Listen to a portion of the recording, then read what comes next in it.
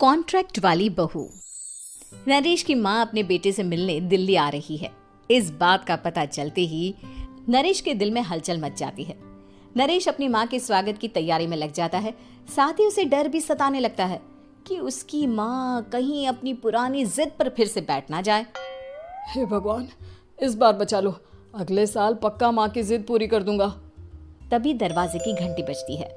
नरेश दरवाजा खोलता है तो सामने अपने मकान मालिक को देखकर हैरान हो जाता है, क्योंकि उनके साथ एक सुंदर सी लड़की भी थी। अब नमस्ते अंकल, कुछ काम था, मुझे बुला लेते। आपने क्यों कष्ट किया? अरे नहीं नहीं, इसमें कष्ट कैसा, मैं तो बस तुम्हें रीना से मिलवाने आया था। आज से रीना तुम्हारे साथ इसी फ्लैट में रहेगी। अंकल, कोई लड़का फ्लैटमेट नहीं है? एक अनजान लड़की के साथ रहना मेरे लिए थोड़ा अजीब होगा। देखो नरेश, मैं तुम्हें पहले भी बता चुका हूँ कि इस फ्लैट में तुम्हें किसी ना किसी के साथ एडजस्ट करना ही होगा, या फिर तुम अकेले पूरे फ्लैट का किराया दे दो, मैं किसी को नहीं रखूंगा। नरेश अपने मकान मालिक की बात सुन के रीना के साथ रहने के लिए तैयार हो जाता है, पर अंदर ही अंदर उसे ये बात खाने लगती है कि वो अपनी माँ को क्या जवाब देगा जब उसकी माँ रीना के बारे में उसे पूछेगी। दिन बीतने लगते हैं। नरेश और रीना अच्छे दोस्त भी बन जाते हैं, पर अभी भी नरेश अपनी प्रॉब्लम का सॉल्यूशन नहीं ढूंढ पाता। एक दिन नरेश बहुत परेशान सा बैठा होता है। तभी रीना उसे पूछती है, क्या हुआ नरेश, तुम काफी परेशान लग रहे हो, सब ठीक तो है ना? हाँ सब ठीक है, बस एक छोटी सी प्रॉब्लम है। वो एक्चुअली 2 दिन बाद मेरी माँ मुझसे मिलने आ रही है। अरे तो इसमें प्रॉब्लम क्या है, ये तो खुशी की बात है।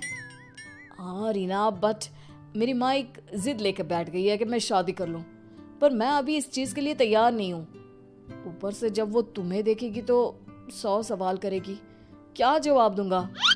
अरे इसमें कोई टेंशन वाली बात नहीं है, मेरे पास ना इस प्रॉब्लम का सलूशन है, जिससे ना तुम्हें शादी करनी पड़ेगी और ना ही तुम्हारी माँ मेरे बारे में कुछ पूछेंगी। रीना की बात सुनकर नरेश सोच में डूब जाता है। वो सोचता है कि रीना खुले ख्यालों वाली लड़की है, कहीं माँ को सच बता ना दे।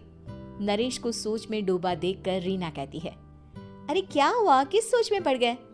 डोंट वरी, जैसा तुम सोच रहे हो ना वैसे कुछ भी नहीं है, मेरे पास एक प्लान है। मैं कुछ समझ नहीं पा रहा हूँ, कैसा प्लान? मैं समझाती हूँ।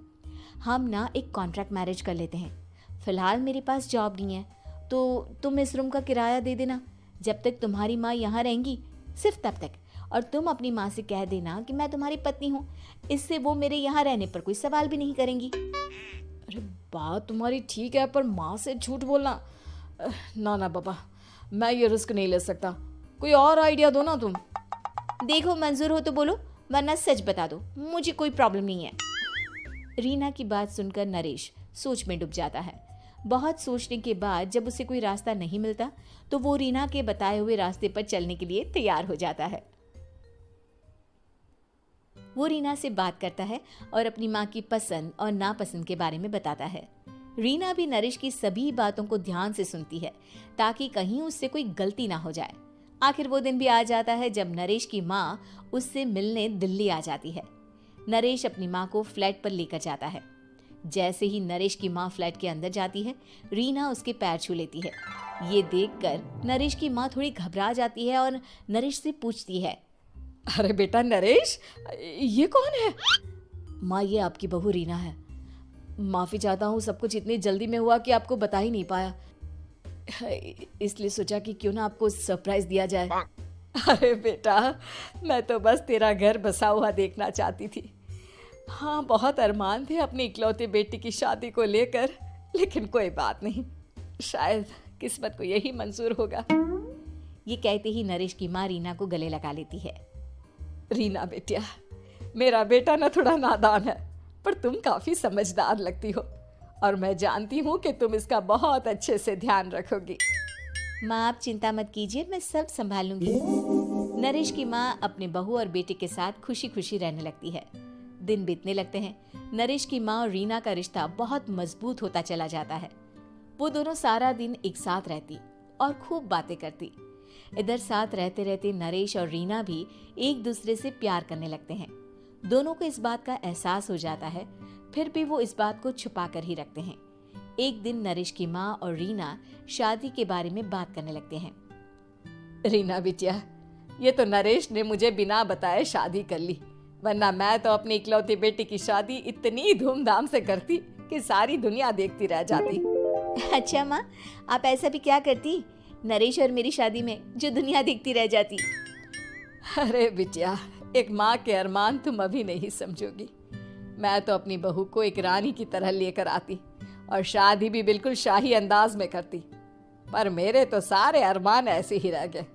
खैर, मुझे तो अपने बेटे और बहू की खुशी चाहिए बस। ये कहते हुए नरेश की माँ की आंखों में आंसू आ जाते हैं। रीना भी ये सुनकर ख्यालों में खो जाती है, क्योंकि वो भी मन ही मन खुद को नरेश की पत्नी और उसकी माँ की बहू मानने लगी थी।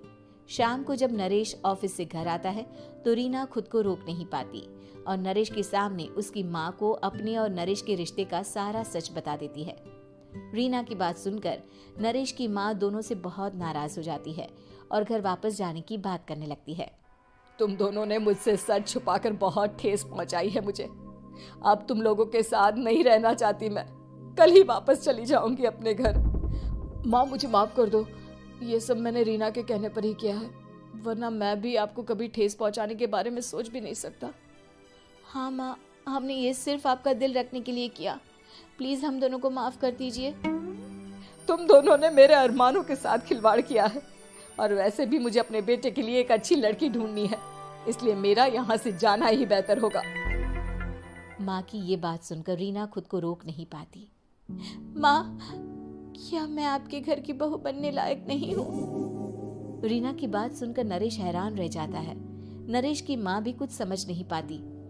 मैं कुछ समझी नहीं, आखिर तुम कहना क्या चाहती हो? माँ, मैं वो नरेश से बहुत प्यार करती हूँ और साथ ही साथ मैं आपको भी अपनी माँ मान बैठी हूँ। आज जब आपकी बातें सुनी तो खुद को रोक नहीं पाई, इसलिए सारा सच आपको बता दिया। रीना की बात सुनकर नरेश की माँ की आंखों में आंसू आ जाते हैं और वो अपने बेटे नरेश और रीना को गले लगा लेती है। मेरे घर की बहू तो सिर्फ रीना बिटिया ही बनेगी। मैं आज ही तुम दोनों की शादी की तारीख निकलवा दूंगी, बस एक बार तुम्हारे घर वाले मान जाए। उसी दिन रीना के माता पिता भी उनके फ्लैट पर आ जाते हैं। दोनों परिवार आपस में बैठकर बातें करते हैं और शादी के लिए राजी हो जाते हैं। रीना भी कॉन्ट्रैक्ट फाड़ देती है और कहती है, सही मायने में मैं अब बहू